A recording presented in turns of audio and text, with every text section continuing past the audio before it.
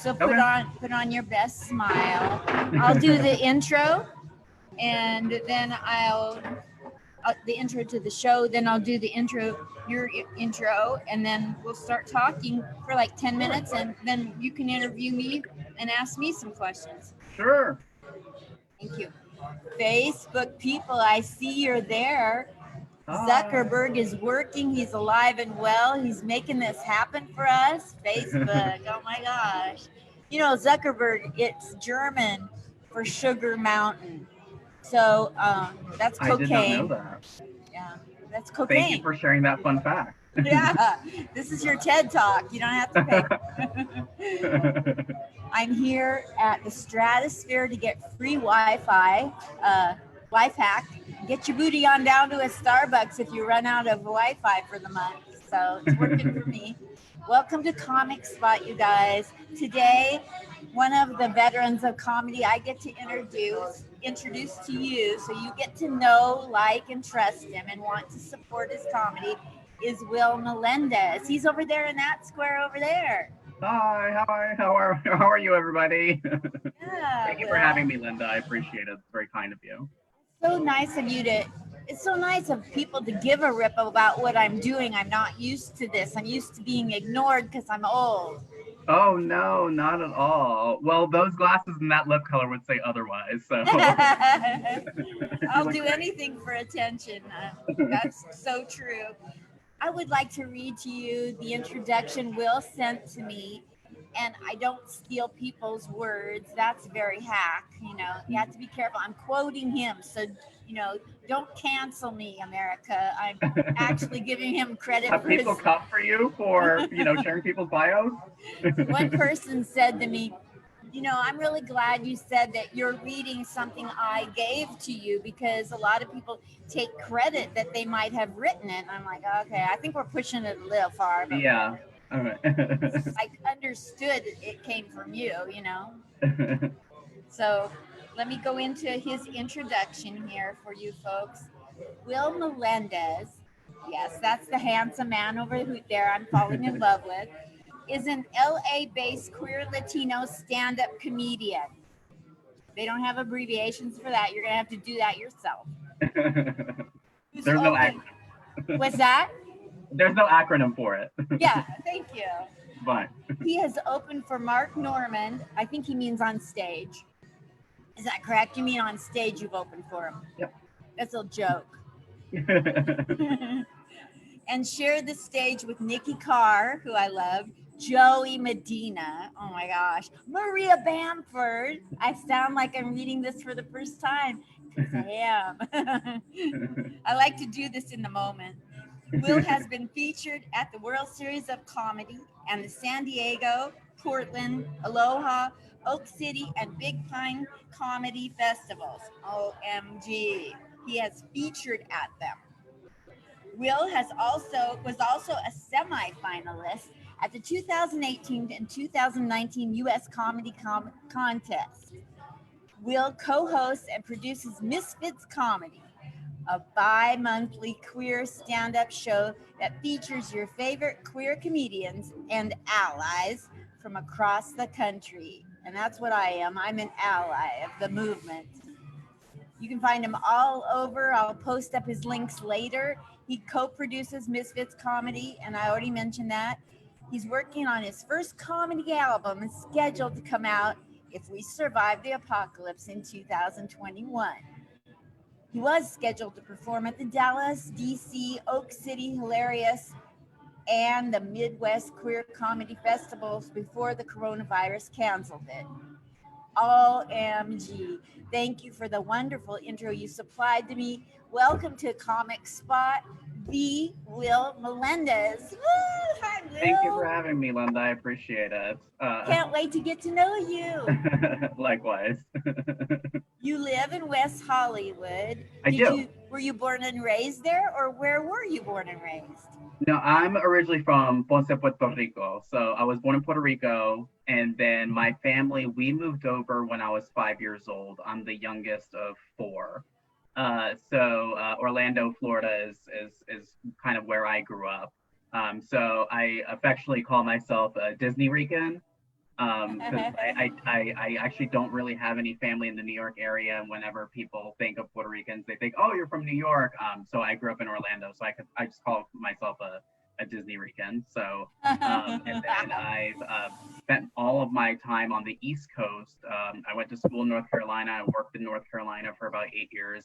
I did spend 8 years in New York before I ended up moving out to LA to pursue stand up. So I'm more of an East Coast guy, but I've been living in California since I started doing stand up about 3.5 years ago. Wonderful. That leads me right into my next question. As you can imagine, what in the heck were you thinking when you wanted to suffer to make people laugh? I know what I was thinking. What were you thinking? So and like why I decided to pursue stand up. So I actually did a little bit of stand up in college during my last semester, right before I was graduating.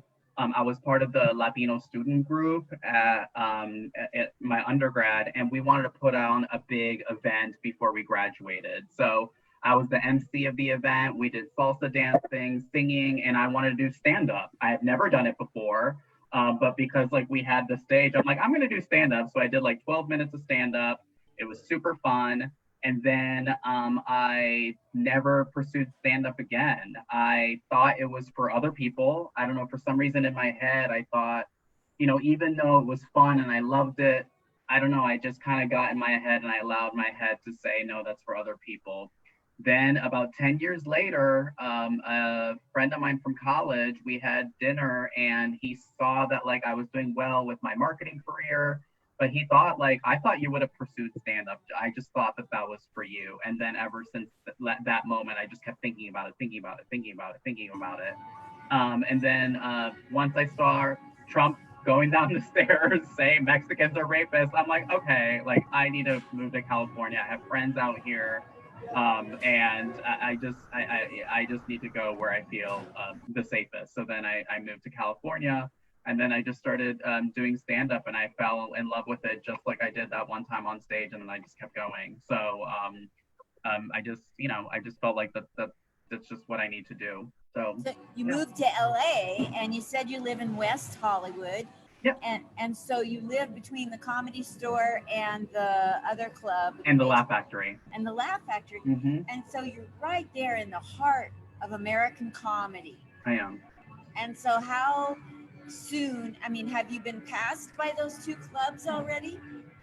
I haven't been passed, but I have performed all over town at all the major clubs. So I performed at the Comedy Store, the Laugh Factory, Flappers, Ha Ha, the Improv, and then I've been able to perform all over the country. And right before coronavirus hit, I was able to perform in Hawaii. I had never visited Hawaii before, and that was fun. The first Aloha Comedy Festival. So that was fun. You said you were with the USA Comedy Festival. Isn't that Dante's? Dante Richeleli?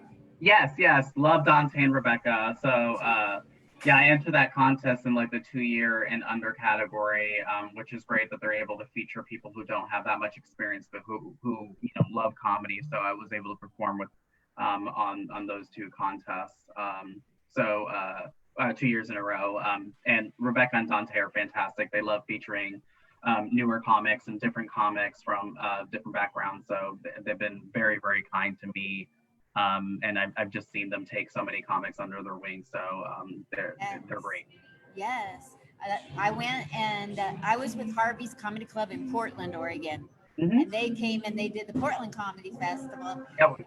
And I got to go out on the street with Dante and Rebecca and up to the VA hospital to invite veterans with them. Oh my gosh.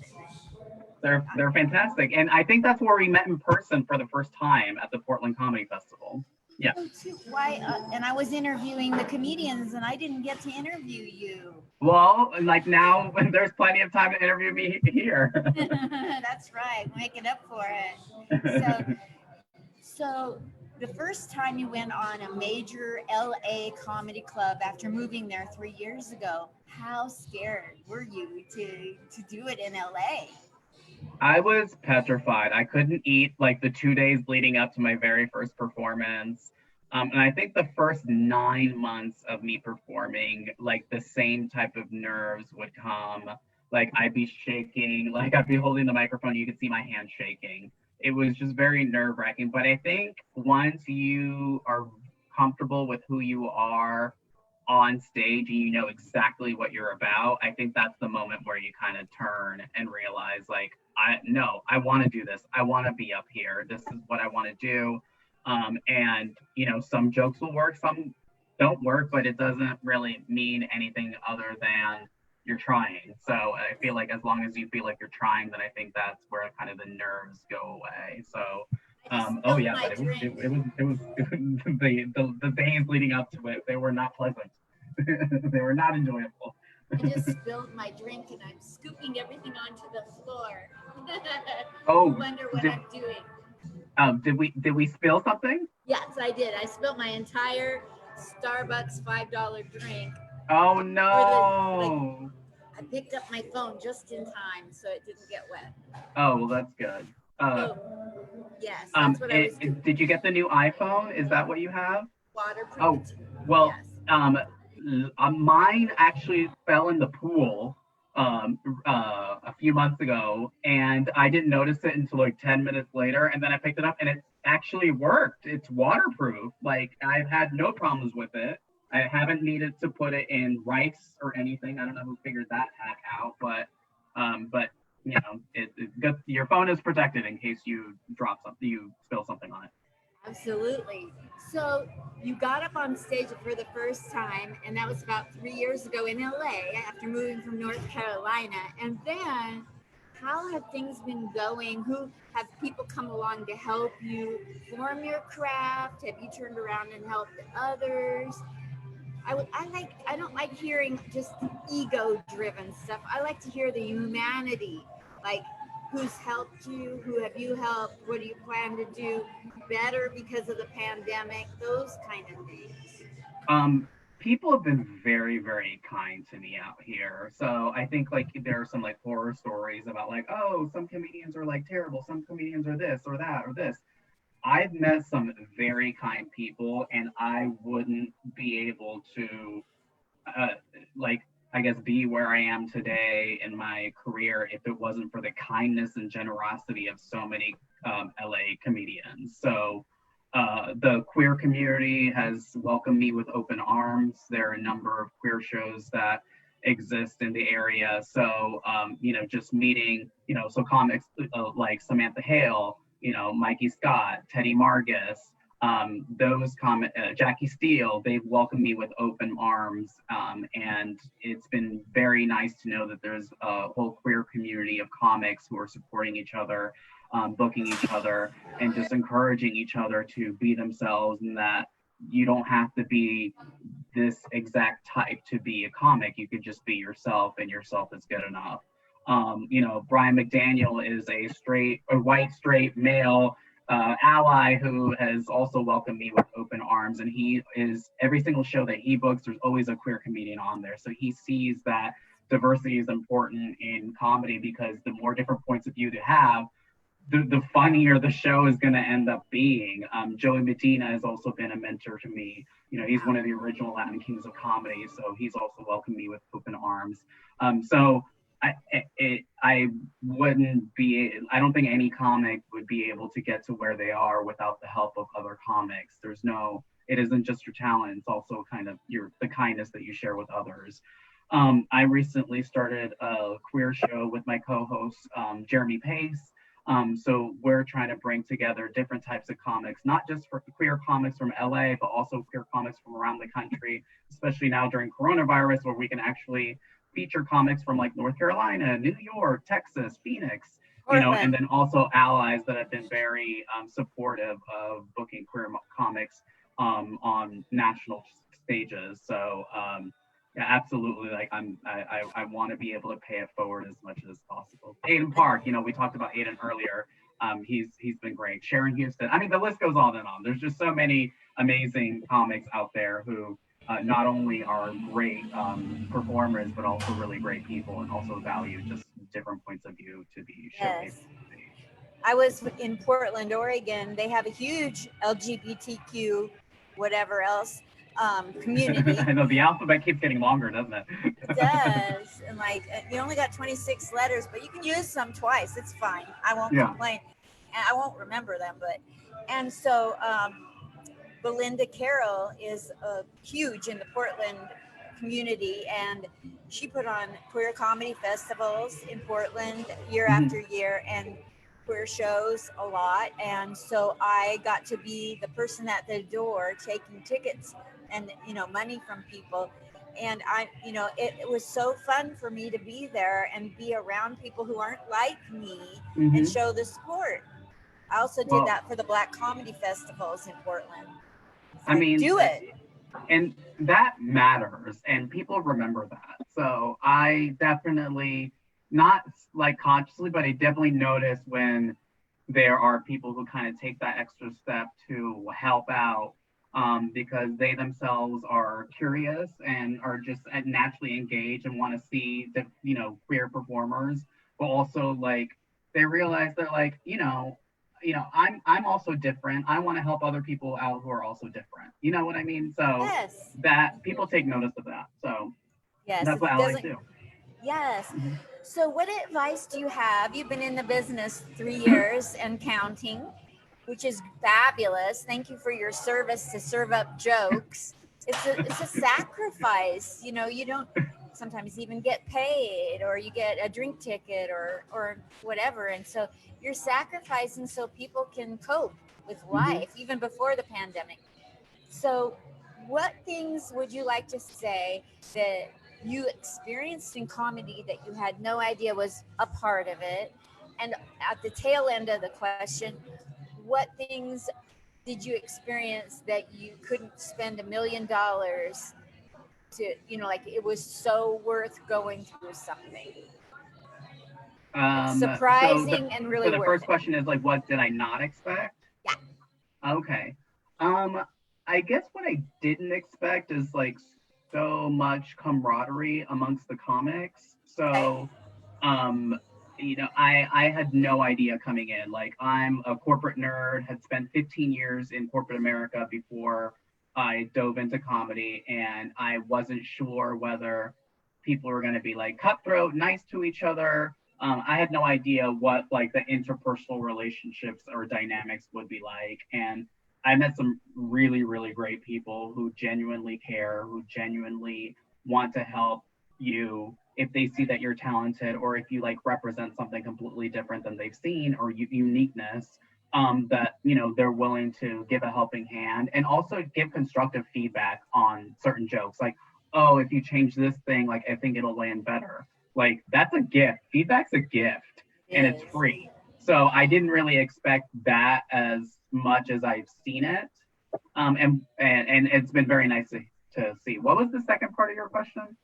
What did you go through that's worth $1 million to learn?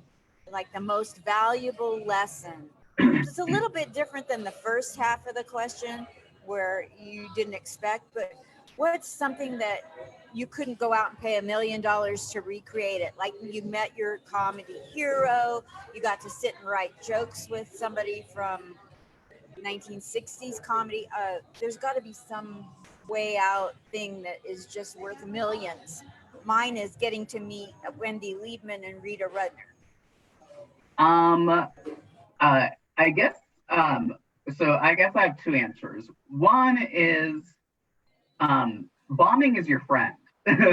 So, I mean, bombing is terrible. It's embarrassing. You never want it to happen, but like it's going to happen, And when you bomb, like immediately after, your mind starts coming up with ways of why it went wrong. And that just ends up making you better. And you can't put a dollar amount on everything that you learn from bombing that really kind of pushes you to think about your stand up in a different way so that next time around you address those things and then boom, like it just completely turns around your set and it ends up being far better than what you originally anticipated. So I, that lo- lesson I is love there's that. really not a dollar amount to that. Obviously, you don't want to bomb in front of like certain industry, but it happens. Like I bombed Yes. in front of industry, it happens, and I was very sad about it. And guess what? The very next night, I learned from it. I was able to be a lot more myself,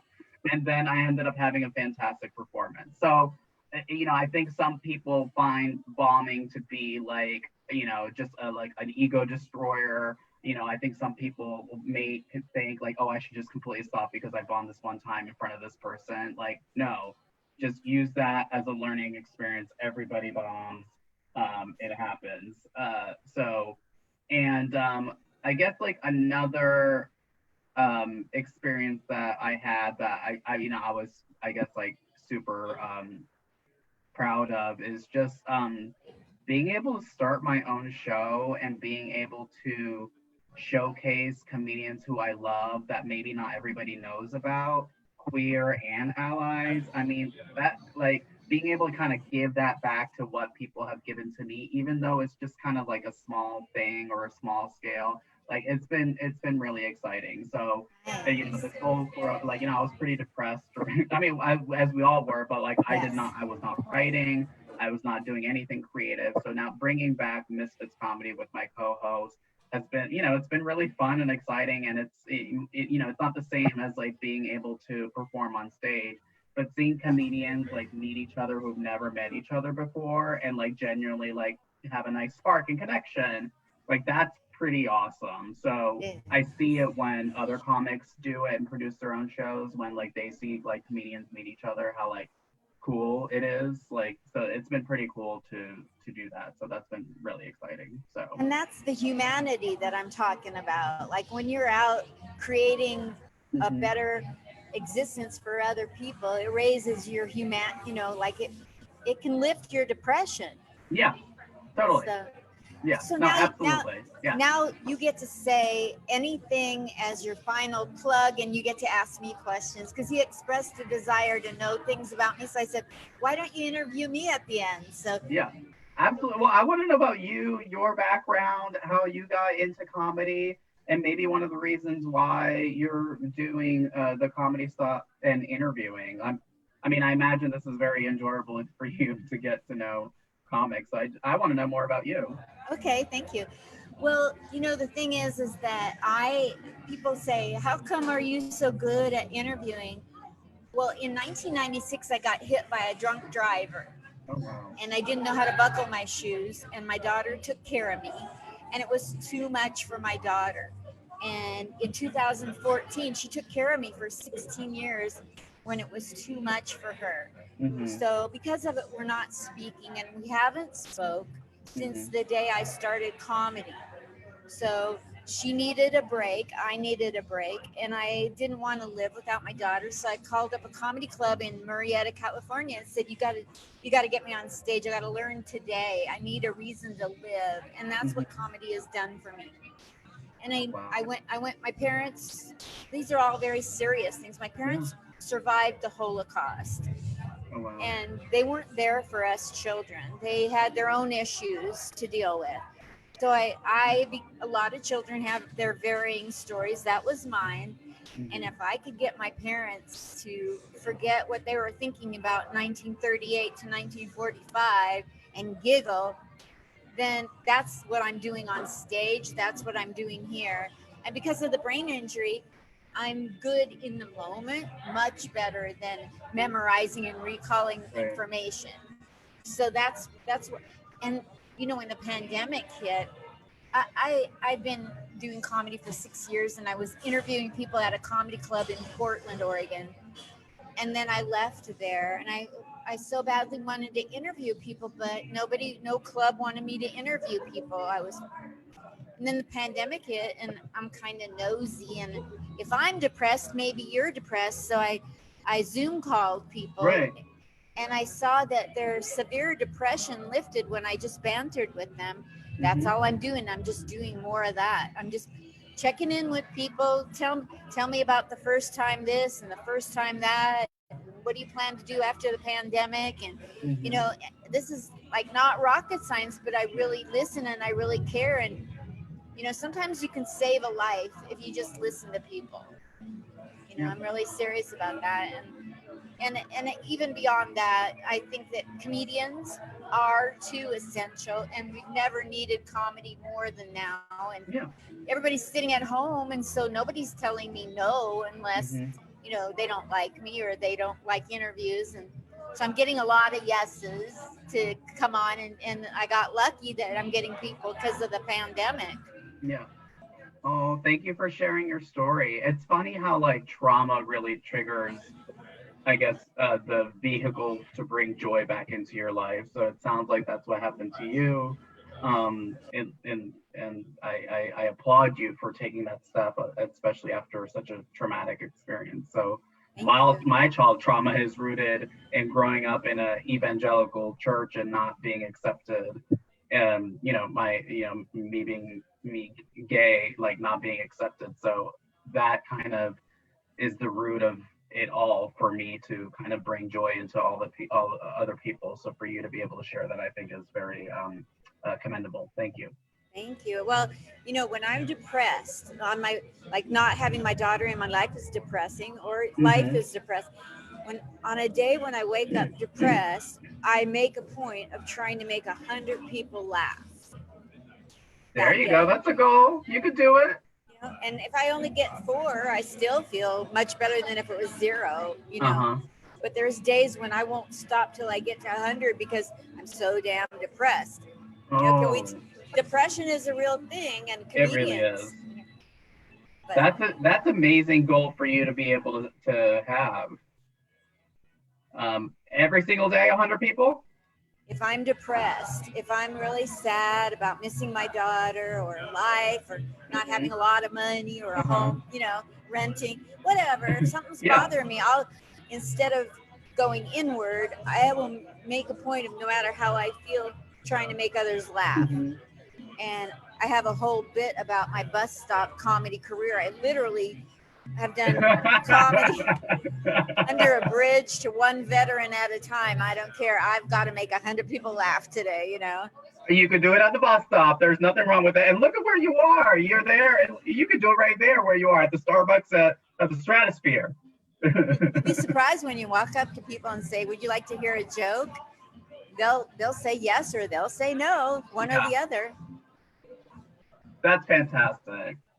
Oh, so are you living in Las Vegas right now, or you're just temporarily there? Yes, I was born and raised in Portland, traveled a Hmm. lot, and then I've been lived in New York a couple times, in Southern California. I did comedy in 3 counties in SoCal.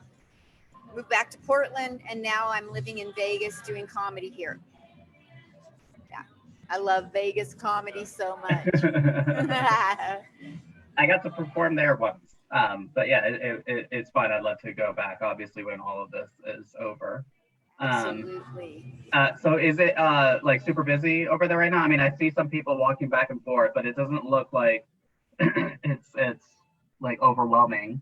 This is Well, it pretty looks like it's typical. super socially distanced. Yeah, there's maybe you'll see one person walk by maybe every five. There's 2 people walking Yeah. by. That's about what you'll see every Okay. three, 4 minutes. If it's more Yeah. than that, other than workers, it's odd. Hmm. You know.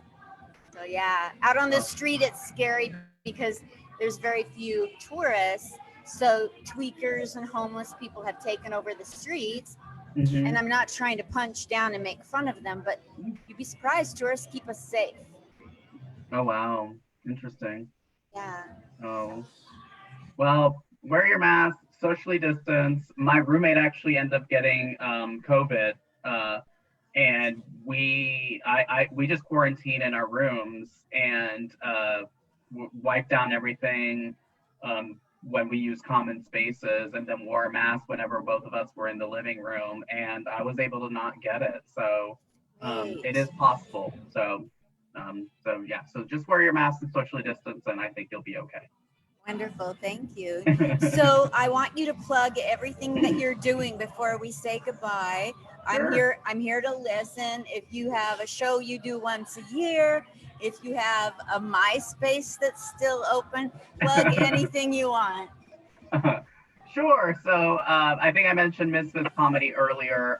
So our next Misfits Comedy Zoom show is this Thursday, August 13th, 7 p.m. Pacific. We stream it on Facebook Live on my page, Will Melendez, and also Jeremy Pace, my co-host. And this week we're featuring Tony Tripoli. We're all Sarah Hart from Phoenix, Sarah Hartshorn from New York, Ray Errol from Phoenix, Drew Kraft from here in LA, Melanie Vesey here in LA, and did I get everybody? Hold on, want to make sure. Yes. Yeah, that's everybody. That's this Thursday, and then we do it twice a month, so every other week. So it's been fun. So yeah, That's so great. Tune in. That's such a great thing to provide. You know, that it's a sacrifice of your time and your resources. You know, we're not going to lie. It costs money to do stuff. Yeah. So thank you for doing that for the comedy It does, community. but it's very therapeutic. Like this is my therapist, so it's my therapy. So it's been fun. You come across, you're very well spoken, you're gorgeous to look at. Do you do a podcast? Not yet, but that's something I've started to think about. But yeah, but stay tuned. So as of right now, I've just been working on Misfits, trying to be creative again, and just like reconnecting with people I love. So I think that's the most important thing that you can do. So like you mentioned earlier, like just you chatting with people. We're all going through depression. I think just like chatting with people is the best antidote to what's happening. So. One time I went to the doctor, Will, and I wasn't feeling well. Uh-huh. And I didn't know it was depression. I was actually in denial. This is before I was diagnosed.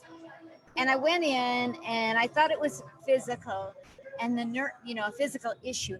And the secretary said, "Hi, Linda, so nice. I'm so glad to see you today, blah, blah, blah."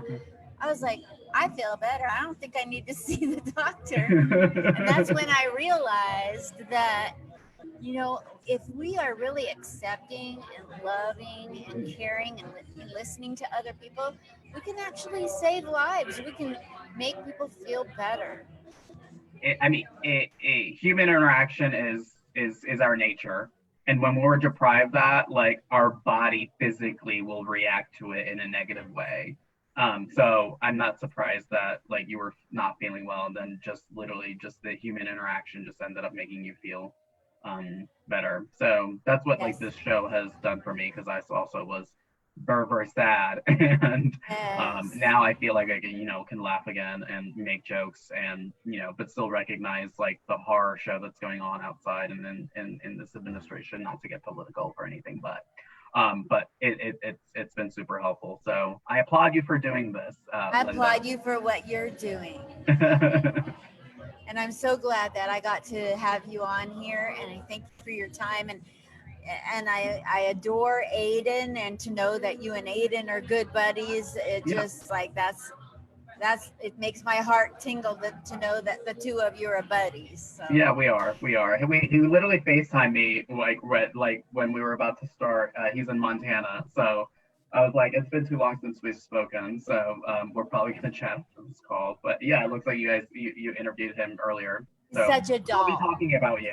Oh, good. Awesome. We'll be talking about this after. You know that old lady that thinks she's Jewish? With the fierce glasses and the cool lip color? Yeah, that's exactly what we're going to be talking about. Somebody said this looks like Sally Jesse Raphael mixed with the cat lady or the cat woman. Oh, I guess I can see that with like the wings. I can see that. They're $1 at the Dollar Tree. Oh, don't snooze on the dollar store. You can get some good stuff there. Absolutely. Yeah. They have early pregnancy tests, and it's too late for me, but still I can tell others. Oh, absolutely. I can spread the word too. Yeah. Thank you. Thank you so much for the interview, Will. Of course. Thank you so much for having me. I really appreciate it. And thank you so much for sharing your story with me. Yes, thanks for asking. You're the only one that really gave a darn. So, now that you're a graduate of the Comic Spot, every month, if you want to come on and plug something, you can have 5-7 minutes to come on and plug anything. Awesome. Thank you so much. I will definitely take I you up don't on give this offer. anybody time for butt plugs. That's a whole nother thing. Oh, totally. Yeah, yeah. And not during coronavirus. We can wait until afterwards to discuss that. Thank you so much, you guys. This is Will Melendez.